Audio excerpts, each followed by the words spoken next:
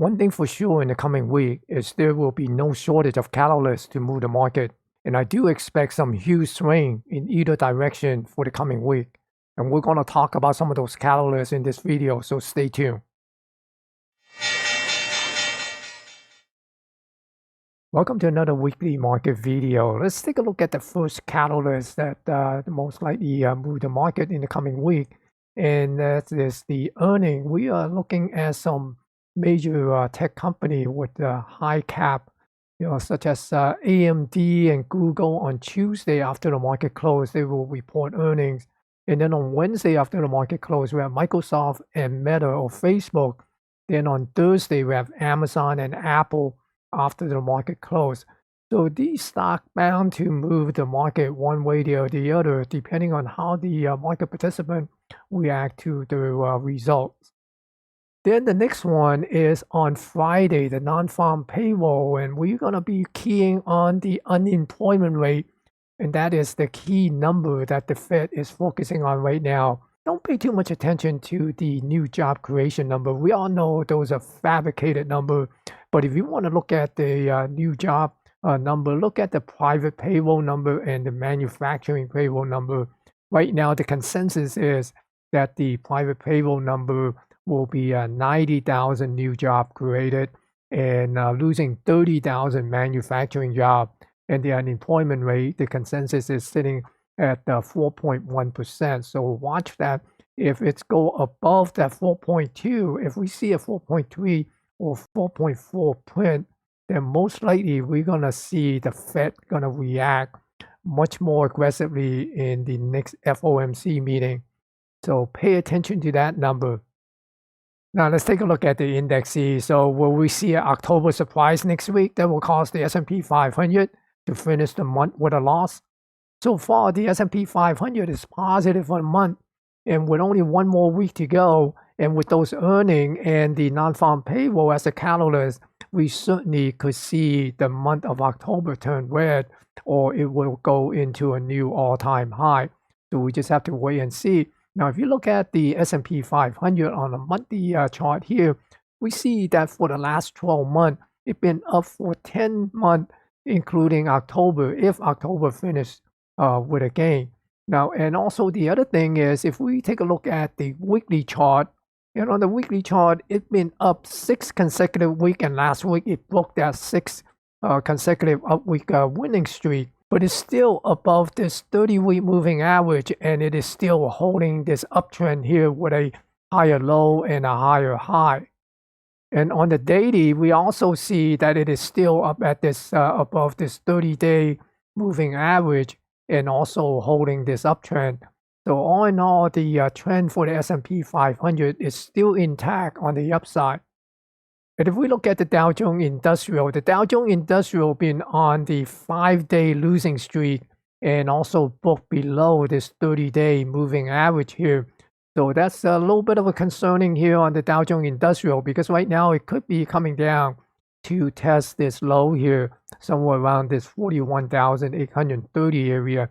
So we're going to be watching for this level here in the coming week to see would it be able to hold above this low. And same goes with the New York Stock Exchange Composite. It also have this losing streak. And again, it also coming down to this low here. So we'll be watching this 19,300 level to see would it be able to hold above this level and get a bounce back up.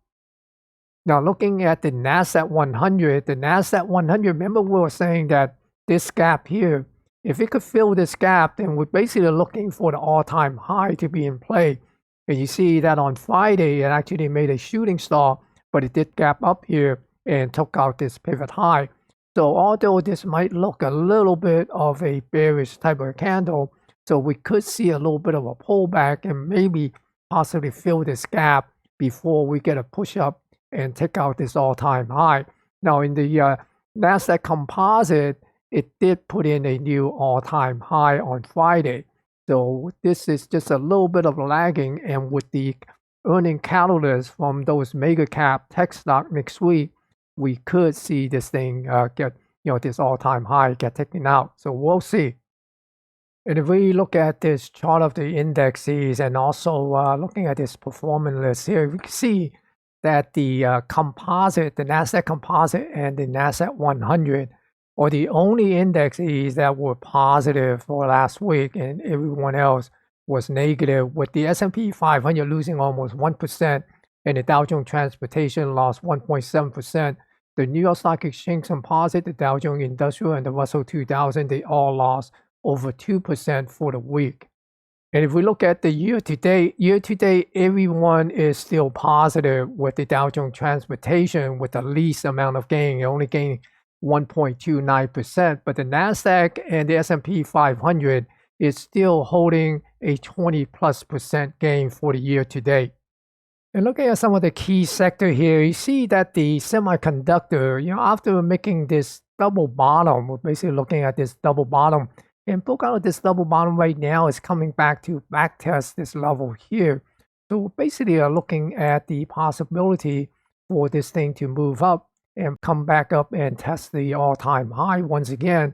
So depending on how the semiconductor react in the coming week when AMD report. Now we also have the the dog of the Dow, the Intel, that's going to also be reporting next week as well. So Intel might drag the semiconductor down a bit, so because it hasn't been doing that well in the last few years.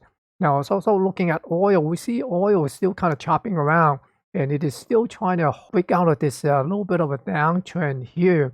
Right now, it appears that it might be trying to make a move back up to the 78 level. So we'll keep an eye on it to see would it be able to take out this pivot high here somewhere around the 79. So or would it resort back and take out this low and then start coming back down and possibly get back to the 68 area. So that's for the oil. Now also on the oil processor and the Explorer, again, it seems like it might have putting a little bit of a bottom here and putting in a little bit of a higher high. So we'll see would this thing get a little bit of a rebound and come back up to this 140 area and test this pivot high and possibly put in a higher high.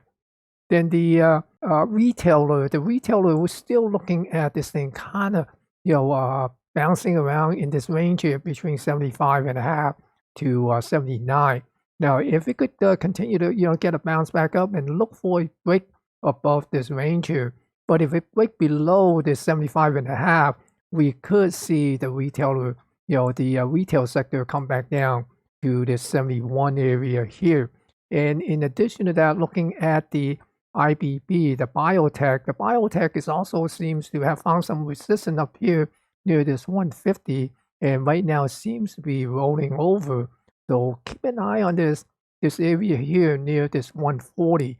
If it breaks below 140, we could see this thing moving lower. But if we could get a bounce back up and come back up, and we could see a retest of somewhere around from that 150 area. So keep an eye on the biotech, because definitely, you're looking at the price here on a closing basis, it is closing below that 30-day moving average here.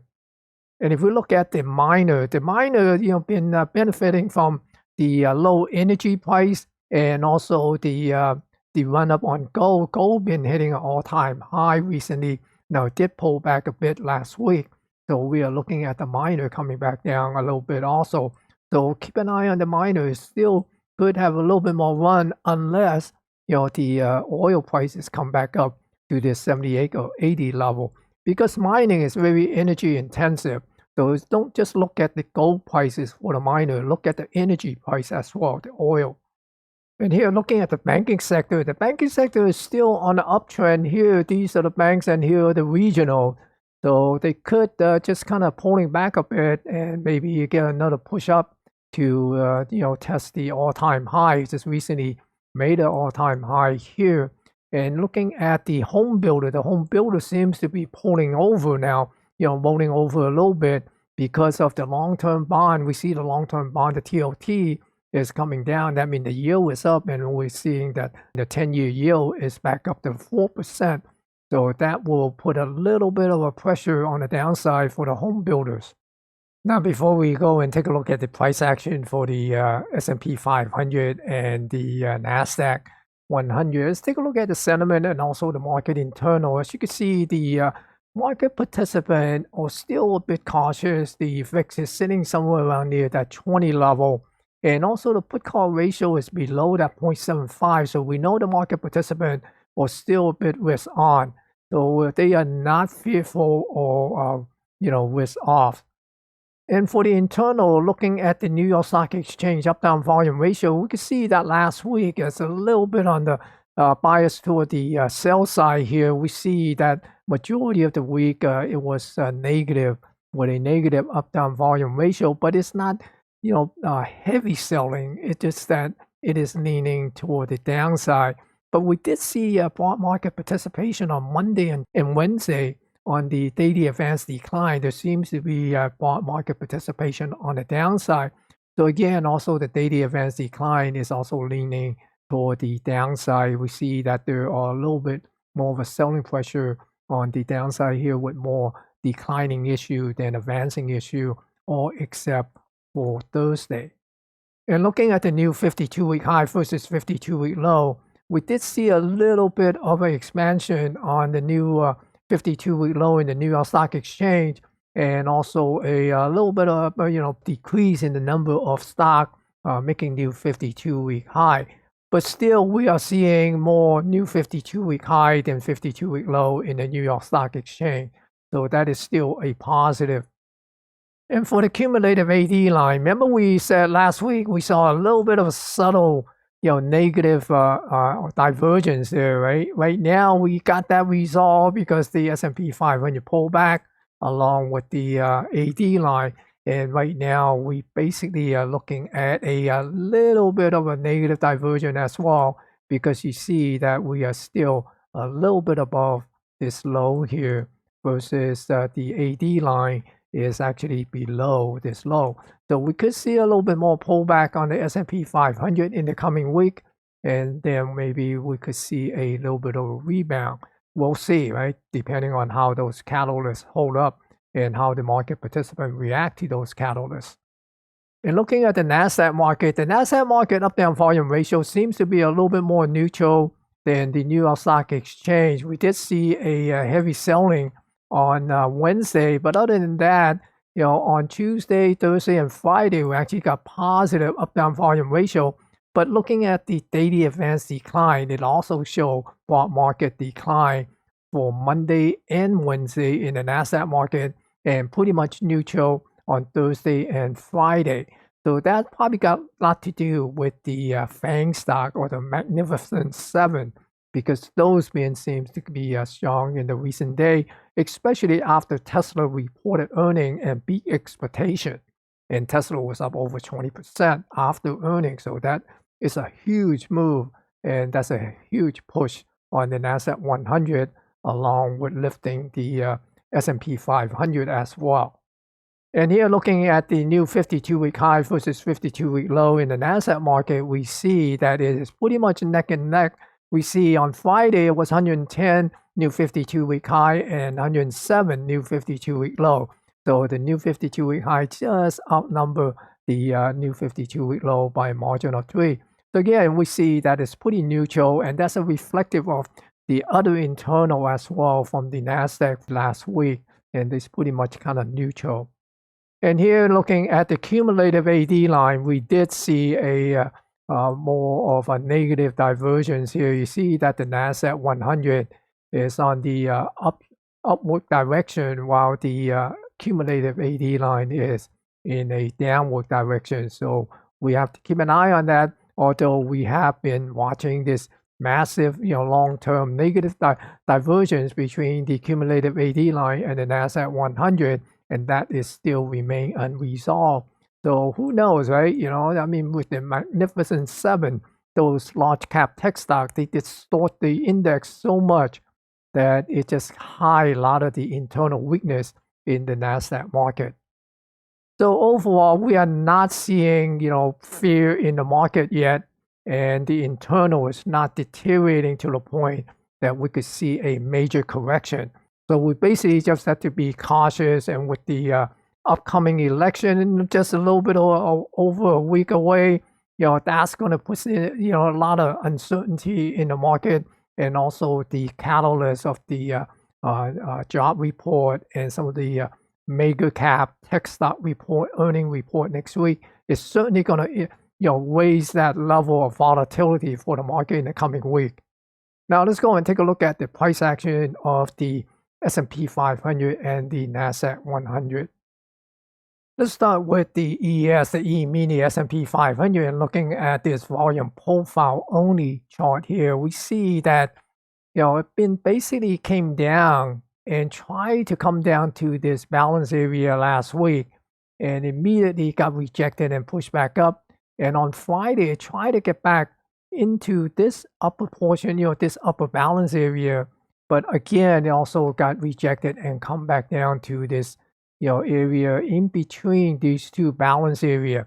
So what we're going to be watching next week is, will the price remain down here and try to build this distribution up, expand the amount of volume here, or will it come back up into this distribution and possibly break out to an all-time high and seek new balance, acceptance above the 5,900 area and possibly move up toward it, that 6,000 level?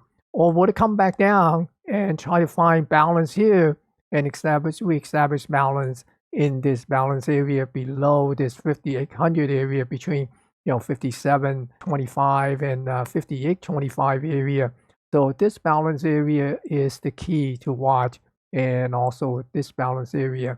So again, we're basically looking at this imbalance here, and will it be able to stay here and chop around and ultimately, maybe do something like this, to expand the distribution into creating this huge balance and get this double balance here. So we're basically forming a capital B.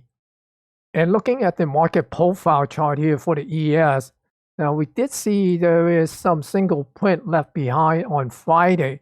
So we're going to be watching for this single print to get filled sometime next week. Who knows, it might do that on Monday if we get a positive update on Monday. And also there are some single print and pull low down here beneath the 5,800 level. So if we see a breakdown, then we could see these levels to be in play. Now the other thing to note is that we had an inside day here. So basically we have a failed breakout on the inside day and come down. But again, we're still looking at a one-time framing up. So that again is a positive sign, and we could get this thing back up toward the 5,900 area and come up to test this all-time high. And looking at this ES chart here, the daily chart, you'll notice that it came down to this lower range of the weekly expected move last week. And also it held this trend line here, along with staying above this 30-35 day moving average cloud here. So right now we basically are looking at the possibility of testing this support level here. Now I have a composite volume profile set within these prices here, and that's how I extract some of these level potential resistance and support area here. So if you like to see how I do that, I would recommend that you go and watch this video here that I put out, and it shows you how I use the fixed or the composite volume profile to objectively identify potential support and resistance, and also trade location. So for the coming week, we are looking at these possible ranges up here, and that will be the upper range somewhere around 59.42 area and 59.37. And on the lower range, we seem to have a little bit of a wider range for the lower area here, and it will be between 57.45.50 and 5,700. So again, we're basically looking for the possibility of break this trend line, come down and test this 58.10.50 and see where we get a bounce back up and come up, put in a new all-time high. We still have that Globex all-time high. So that is still telling us that we should expect to see another new all-time high for the ES and also for the S&P 500. So if we could take out this upper range, then we have this upper range of the October expected move, which is up here at 59.80 and 59.65.75. So that's close to that 6,000 level there. Now, if it come down and unable to hold this 5810.50, then look for this lower range to get tested down here at this 5700 level, because we also have a low volume node here at this 5728.75. And here's the lower range of the October. For October is between 5605.75 and 5490. I'd be surprised if we see the market come down or the ES come down to this lower range. But hey, anything is possible. But I'd be watching for this 5700 level if we get some adverse reaction based on some of those catalysts that I have listed earlier. And looking at the SPY, the ETF for the S&P 500, you notice that it also held this lower range last week. It did come down and test the lower range a couple of days, but it did close just above it, above this 578.30, this level here. Right now, it seems to be holding this trend line, and we'll see would it be able to hold this 574.49 or basically 574.50. If it could hold this level, then we could see it possibly make another push into an all-time high and into this upper range for the coming week. And for the coming week, we are basically looking at the upper range somewhere around 589. It's pretty narrow. It's not much of a variation on the upper range. But the lower range is a little bit different. We see it between 569.10 and 565. So for the coming week, we're going to be watching this level here, 575.50 area, to see would it be able to hold above this level. If it does, then we'll be looking at this push toward the 586.12. That's the all-time high, and into this 589 area. Now, we do have the October upper range between 592.71 and 590.30. So that could be in play if we get up to this 589 area. Now, if it's unable to hold this 574.49 area, then we'd be looking for a push down into this 564.20 area, this low volume node here, and that will come down and test the lower range of the weekly expected move. Those are some of the key level to watch. Is this 574.50, right? This key level. If it's above that, we could be looking at another new all-time high. If below that, we could watch it come down to this 564 area. And looking at the NQ, the E-mini NASDAQ 100 future here, we see the shooting star got a little bit of a gap. So it basically is a fill gap and go, because it's got a reversal up here. So for the coming week, we're going to be watching this 20,150 area to see would it be able to hold this high volume zone here, this high volume node, and get a push back up and take out this 20,576, and then come up to this level here at this 20,845. If we could get up to this 20,845, then this all-time high and also the Globex all-time high at 21,216 will be in play here. So again, we basically need to see would it be able to hold above this 20,150. If it could stay above this 20,150, then we'd be looking for the breakthrough on this 20,845. Then once you get above this, then the all-time high and the Globex all-time high will be in play. Now, if it is unable to hold this 20,150.75, then we'd be looking at this 19,941 area, and we have a volume dent here. That's to see would it be able to find support, and if it doesn't, then we're basically looking at this 19,500. Now, the worst case is, let's say we get negative reverse effect on the catalyst from the earnings, then we could be looking at this 19,000 area, and that would be the worst case, if things are just, fall through the crack on those earnings. And here looking at the QQQ, the ETF for the NASDAQ 100, we see that shooting star here. Again, it came up, hit this 500 level, it got rejected down there. And right now we're basically looking to see would it come down and fill this gap and come back here and test this 488.67. This is the low volume node here on this composite volume profile. So again, it did come down and test this lower range for the week, and then it closed right in the middle of the range here for the NASDAQ 100.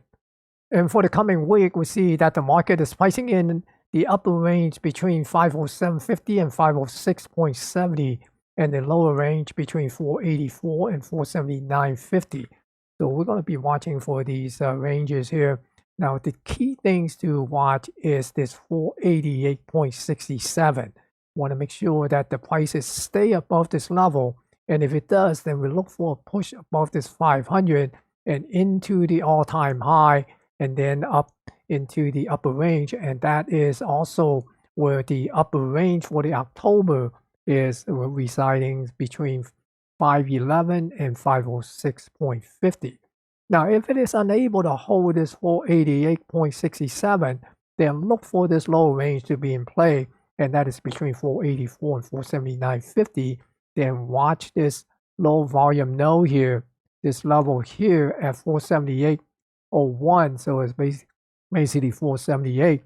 And if this level is get taken out, we could see this high volume node at 475.50 get tested as well. Now again, if we see some adverse effect on the negative side due to the earning or the non-farm payroll, then we be looking at the possibility of coming down to this 470 area and possibly get into this October lower range between 467.20 and 460. So that would be a worst case scenario on the downside for the NASDAQ in the coming week. So with the U.S. election getting closer, and also some of these huge cap tech company reporting earning in the coming week, and also the non-farm payroll, definitely we're going to see some big move from the market here. And right now, the market participant and also internal is telling us that not much fear in the market, and it seems to be sort of a positioning a little bit on the upside bias, just a slight bias on the upside, just based on the lack of fear and the weakness in the market internal. And you'd like to see additional content from me, be sure to go and check out my newsletter at Substack, and you can find the link in the description below, and the link is smtraderca.substack.com. Be sure to watch this video that I put out a week ago on how to use that composite profile to find trade location and support and resistance in a little bit more simpler and objective manner than try to eyeball all those highs and low and try to draw those lines. If you have any comment regarding to the content or the market, please post them in the comment below. And be sure to smash the thumbs up to help promote this video on YouTube. And if you are new to this channel, click the subscribe to help support this channel.